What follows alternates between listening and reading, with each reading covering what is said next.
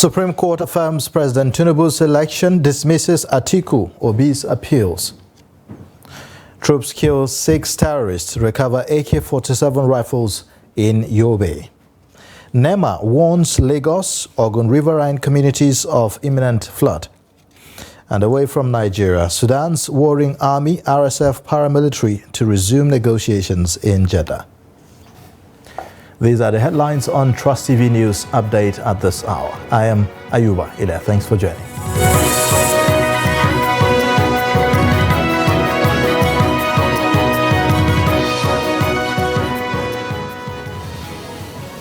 We begin with legal matters. Supreme Court of Nigeria has upheld the verdict of the Presidential Election Petition Tribunal affirming election of President Bola Tinubu. The Apex Court panel of justices led by Justice Inyang Okoro also dismissed the appeals by the presidential candidates of the PDP and Labour Party, Atiku Abubakar and Peter Obi, for lacking in merit. Shafiu Suleiman reports.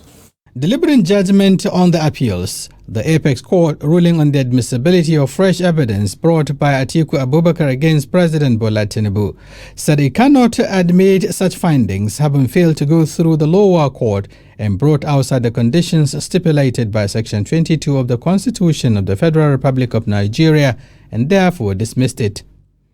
The Supreme Court also agreed with lower court's reasoning on the place of electronic transmission of result and status of the Federal Capital Territory over the contentious 25% benchmark, ruling that the decisions of the tribunal that malfunctioning of the IREP does not invalidate the election result, just as the FCT does not enjoy any special privilege from the rest of the country.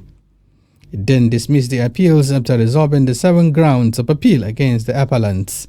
The major thrust of the judgment is the fact that FCT is not to be accorded any special recognition as sought for by the appellants. That is the interpretation they have given to it, and it is binding on us all. Just one sentence.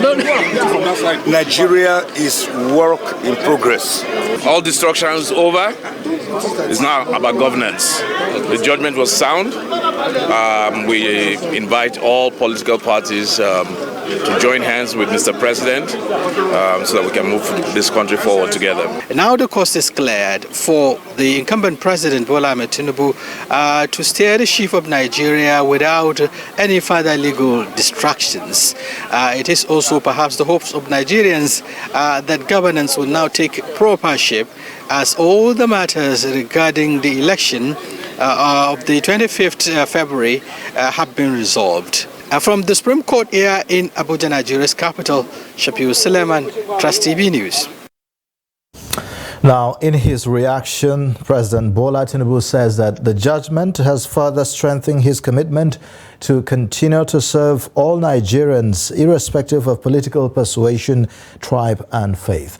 The president, who stated this at the presidential villa in Abuja on Thursday, said that the renewed hope agenda for a greater and more prosperous Nigeria has further gained momentum, assuring that he will continue to work to rebuild a country that meets the collective yearnings and aspirations of its people. He charged all to continue building the country together, adding that the strength in diversity of Nigerians must now compel citizens to direct their energy towards building a stronger, united and more prosperous country. The president hoped that the spirit of patriotism will be elevated into supporting the present administration to improve the living conditions of Nigerians. I've started from day one to work hard, regardless of, the court cases, okay? And just strengthen my resolve to do more. A challenge of this nature and a future of this nature is more work and more hard work, more dedication. It just appeal to the sense of patriotism of Nigeria to have a change of mindset. Let us be positive about our country, be ready to contribute in all ways possible. There's no promise of El Dorado from day one. We're all in this boat of diversity, a member of the same family, living in the same house but stay in different rooms. And it is important that we recognize that we have no other country but this one. In another reaction, former President Muhammadu Buhari says the decision to dismiss the appeals by Atiku Abubakar of the People's Democratic Party and Peter Obi of the Labour Party by the Supreme Court is a welcome relief to him and a majority of Nigerians. The former president repeated what he said on the September 6th verdict of the Presidential Election Petition Court, which affirmed President Bola Tinubu victory, that the decision is a reaffirmation of the will of the majority of the people against the determined will of a hard-fighting minority. Buhari, in a statement by his SA media, Garba Shehu, added that since the opposition has exhausted their rights to seek redress as constitutionally allowed, they should take the hand of fellowship extended by the Tinubu-Shetima APC government and allow the government to deliver the promises made to them. He expressed concern over the low voting percentage across the country, especially in urban areas, and hoped that this will change given the acceptance and vibrancy of democracy in Nigeria. Buhari wished the president and his team a successful term in office. Meanwhile, the People's Democratic Party is disappointed with the judgment of the Supreme Court affirming President Bola Tinubu as winner of the February 25, 2023 presidential election. The PDP expressed its disposition in a statement issued by its National Publicity Secretary, Debo Ologunagba, in Abuja on Thursday after the court judgment on the appeal petition filed by the party and its presidential candidate Atiku Abubakar on the election. Ologunagba said that the PDP and indeed majority of Nigerians were alarmed, disappointed and gravely concerned with the reasoning of the Supreme Court. He said that the PDP believed the judgment was against the express provisions of the Constitution of the Federal Republic of Nigeria 1999 as amended, the Electoral Act 2022 and the guideline and regulation issued by INEC under which the election was conducted. He said that Nigerians were still at loss as to how the Supreme Court condoned the serious issues of forgery, falsehood and perjury on the altar of technicalities. Ologunagba, however, declared that the PDP remained undeterred. He charged Nigerians not to be discouraged or allow the judgment to detract them from their collective quest for the entrenchment of a credible electoral system that could guarantee a government that derive its legitimacy from the people. Moving on now to security matters. Troops of the 159 Battalion, Gaidam, Yobe State have ambushed and killed 6 insurgents and recovered weapons including 2 AK-47 rifles, 2 motorcycle machines and a mobile phone in a fierce firefight. The Acting Assistant Director of Army Public Relations of Sector 2, Captain Muhammad Shehu, said this in a statement on Thursday. Shehu said that the operation was conducted on Wednesday, October 25, at Jororo village in Gaidam local government area of Yobe State after receiving tips from locals and actionable intelligence leading to the death of 2 insurgents. He said that during the encounter, 2 terrorists were neutralized by the gallant soldiers and recovered weapons including 2 AK-47 rifles, 2 motorcycles and a mobile phone. In a similar operation at Babangida in Termua local government area of the state, Shehu said the troops of 233 Battalion killed 4 terrorists on Thursday, October 26, recovered arms. Now, the military operation followed intelligence reports received on suspected terrorist presence at the Bajingo and Kurunawa villages of the local government. The Plateau State Police Command has paraded a 17-year-old secondary school student, Elijah Anthony, for allegedly kidnapping and killing of a 5-year-old boy, Dawon Pam of Bukuru community in Jos South local government area of the state. The suspect was paraded alongside 36 suspected criminals at the headquarters of the State Police Command in Jos the state capital. Ado Musa reports. According to the police command, the arrests of the 37 suspects were part of the successes recorded by the command in the last 1 month. The State Commissioner of Police, while parading the suspects for various offenses, said the alleged killer of the 5-year-old boy had collected 400,000 naira as ransom before killing him, adding that the suspect was a next-door neighbor to the family of the victim. They found a written note, used the slippers of the little child to wage the note for the parents to see. And when they found the slippers of the little child, they went there straight, look at the slippers, and they saw the note. In the note, the kidnappers were demanding the sum of 5 million naira. And that if they can give 5 million naira, they will produce their child. But the matter was reported to the anti-kidnapping unit of the Nigeria Police Plateau State Command. Immediately they swung into action. Through tracking, they were able to arrest one Elijah Anthony. Elijah Anthony, a 17-year-old boy, off the same address with the kidnapped victim. The suspected killer of the 5-year-old boy explains how he kidnapped and killed the boy. He took the boy and we hid him somewhere. So later in the evening, the family of the boy came. They were looking for him. I pretended to even search looking for the boy too. When we searched for the boy, he wasn't found. No, we did not, because I did not even lure them to where we hid the boy. The boy was hidden inside an uncompleted building. So 5 days, we began to demand for some ransom first of all. After we demand for those ransom, 5 days later, the boy was killed. Who killed the boy? I did, sir. What do you use to use? We strangled him. I strangled him. The command also paraded an 80-year-old man for defiling an 11-year-old girl. An 80-year-old man was arrested for defiling an 11-year-old girl. He lured the girl into his house and had carnal knowledge with the young girl. The 80-year-old man explained why he defied the girl. I say, she stayed in my sight.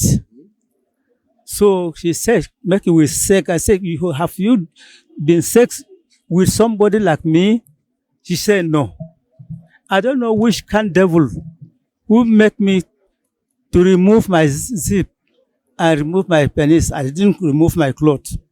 The police commissioner informed that in the last month, the command had arrested 39 suspects, recovered 11 fabricated rifles, 7 locally pistols, and 23 ammunitions.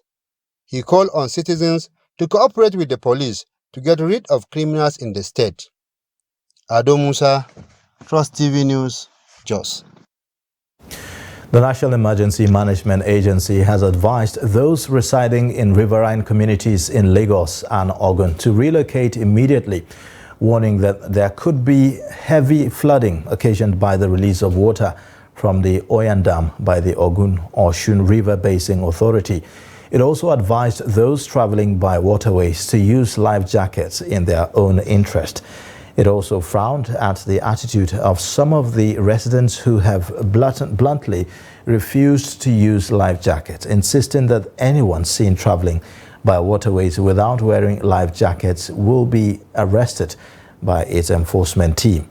NEMA's territorial coordinator Ibrahim Farinloe in a message said that the release of water from the dam, which started in January, has continued up till October.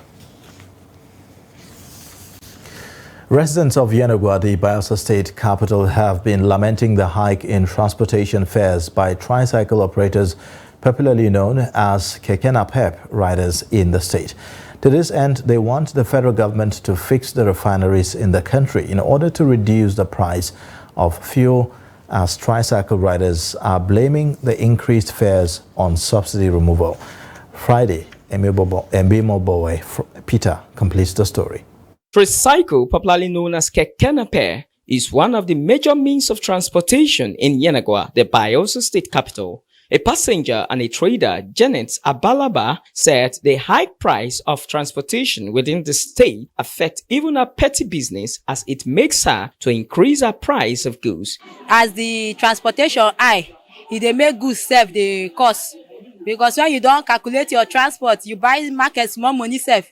Because of the way keke costs and the transportation save high, they make us they sell the goods they cost. So people save they complain say things too cost. Before now, if you from Okaka to Swale market, then they collect 100 naira. But now it's 200 naira. Even apart from that, you carry small load. Join your body say you want enter keke, that your small load save keke go charge am. Because he go tell you say you no go fit carry everything because of the way transportation high. So they pay for human being body, we still they pay for load. Now they make everything they difficult for us. Also speaking is another passenger, breastfeeding mother, Precious Raphael, who had to trek due to the high price of transportation. So when the price of the fuel is down, the keke people can bring down the price of the transport. This morning I trek from Nixon to Ekeki with my baby, and now because of said I not get 100 naira, I got to trek this morning. It's too much now. Government do something. A tricycle rider, Alex Ebube, attribute the increase of transport to the high price of fuel. He, however, called on the federal government to fix the refineries in the country. You cannot. There's no way you meet up. Okay. It's like we are working for the fuel dealers. They should try as much as they could to fix our refineries so that they can stop, our refineries can start working. If our refineries are working, are functioning well, I think this fuel of ethane will also, the price will reduce. Residents in Yenagoa enjoy boarding tricycle more than a vehicle because of the natural air they receive. Friday, Ebimobowe Peter, Trust TV News, Yenagoa. You're watching the news update on Trust TV. Coming up after the break, we take a look at why increase in egg consumption required. Details and more shortly. Join us again. It was never a consensus. We did all our best. You see, in politics, you give your contribution to the best of your ability. If you want, I'll forward to you this statement. You go to this bank and verify. But there are people who say not spending money is not about you. I'm coming. Let me finish. Well, there's so much to be done. Let me finish. Now, you don't allow me to explain myself. The recent development shows abductions are now a factor of informants embedded in community. It's not about the people of Katsina to say that, no, during my administration I was able to stop insecurity. No. It's about collective responsibility for all of us. And what we should ask ourselves is not what has been seen, is the life better? Are there more people who are unemployed who have not become employed? Is the level of corruption has gone down? Is there inclusion? All those issues. We're actually a gas country with associated oil. Our focus has always been on oil, that we have never paid significant attention to gas. To do it effectively, we need to have honest conversation with ourselves. Government needs to come down from its high horse and communicate with the people and build trust. There must be a solution. We cannot continue this way. They must come back to the table and agree. So whose child will do deny education? All these children that sit for them, they want to go to higher institutions. But just a short while ago you were saying that why bring 10 children when you cannot cater for them? So why bring more universities when you cannot cater for the existing?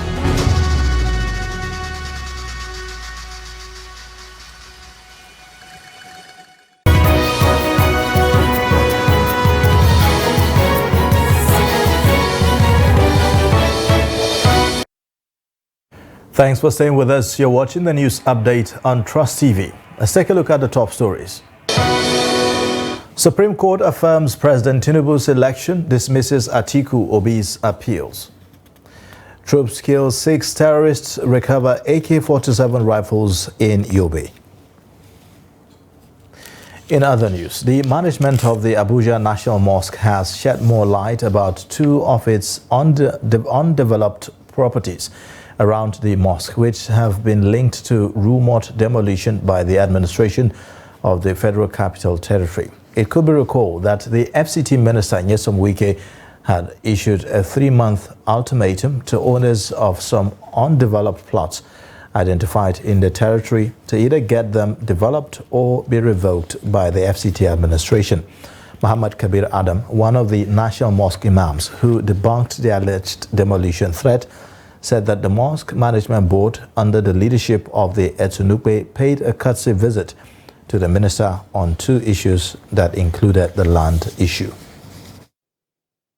So the issue of demolition was never mentioned at all. Never.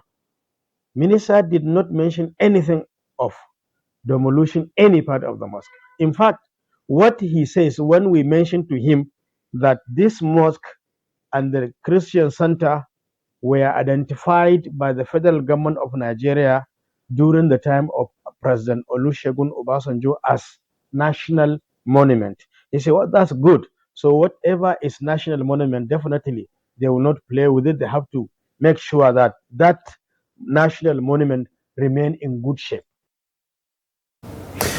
Stakeholders in the nutrition sector are improving the dietary quality of bottom-of-the-pyramid households by increasing egg consumption among children both out of school and in school between 6 months and 9 years. This, they say, is because access to safe and nutritious diet is a fundamental human right that ensures food systems transformation, improves nutritional outcomes, and guarantees balanced nutritional needs for the vulnerable population. The report. The economic hardship on Nigeria has hampered the ability of Nigerians to achieve optimum nutrition standards as malnutrition challenges are becoming real in the country, especially among children. However, research has shown that there are foods one can consume that are affordable, available, and have the right ingredients to forestall this challenge. The Nigerian society is faced with triple burden of malnutrition. We have overweight, underweight, and also high incidence of micronutrient deficiency. So this enhanced access to nutritious diets will ensure that children between 6 months and 9 years old have access to egg at least once a week, which will boost their protein, the protein that they will be getting, because we all know egg is very, very rich in protein. It's rich in fat and other minerals. We found out that eggs, although very nutritious, were not commonly consumed, especially by those who need them the most, our children, because eggs are full of proteins and nutrients that are critical to the growth of a child. And we found very small numbers of our people actually were feeding eggs to their children for many different reasons. This perception of affordability, eggs are actually the most affordable form of protein that we have currently in Nigeria. On the part of the Ministry of Humanitarian Affairs and Poverty Alleviation, there is a restructuring of the National Homegrown Schools Feeding Program and an expansion to include out-of-school children, military and paramilitary schools to achieve its goals. The federal government did lots of funding of this program, but it wasn't properly monitored. So that's why at this point, we are putting so much emphasis on the monitoring, that's the M&E of this program. We are making sure that we get to the grassroots, to the community, to ensure that the list of a child that needs help or that needs to be part of the homegrown school feeding is being met. That's why for now, we are not actually feeding, we are trying to restructure the program. So we are going to start effectively in second week of January. We will ensure that every child has at least 1 egg a week at least. And that's why we are coming up with a menu for every state to ensure that we focus on the children's nutrition. To this end, households are encouraged to implement this intervention in a bid to prioritize safe and nutritious food as a way of life. Aisha Salihu, Trust TV News, Abuja. On the foreign scene, Sudan's army and paramilitary rapid support forces said that they will return to the U.S. and Saudi-convened negotiations in Jeddah on Thursday, as a 6-month war has taken its toll on the country and on both forces. The Sudanese army on Wednesday accepted the invitation as negotiations are one of the means that may end the conflict, but said that it will not stop fighting. The RSF also said that it accepted the invitation, but on Wednesday published video of its second-in-command leading soldiers in Nyala, a major war zone. Fighting broke out in mid-April over plans to integrate troops 4 years after the two forces ousted President Omar al-Bashir and 18 months after they led a coup to oust civilian partners. Since then, fighting has caused what UN Aid Chief Martin Griffiths has called one of the worst humanitarian nightmares in recent history, decimating the capital and other major cities, displacing almost 6 million people and killing thousands. The RSF has been accused of an ethnic massacre in West Darfur. The United States and Saudi Arabia suspended talks in June after numerous ceasefire violations. And in sports news, the 2026 FIFA World Cup qualifying fixture between Nigeria and Lesotho will now be played on Thursday, November 16.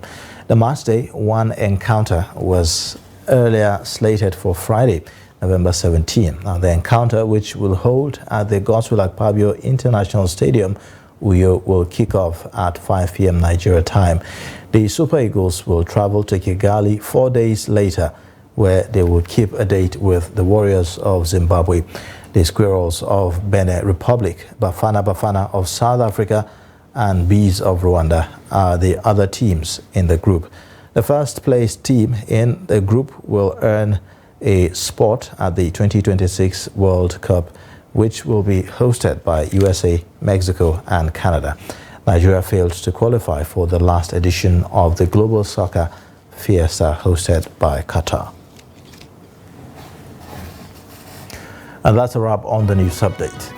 Watch more via all our social media platforms and also on our YouTube live stream. I am Ayuba Ilya. Thanks for watching. Bye for now.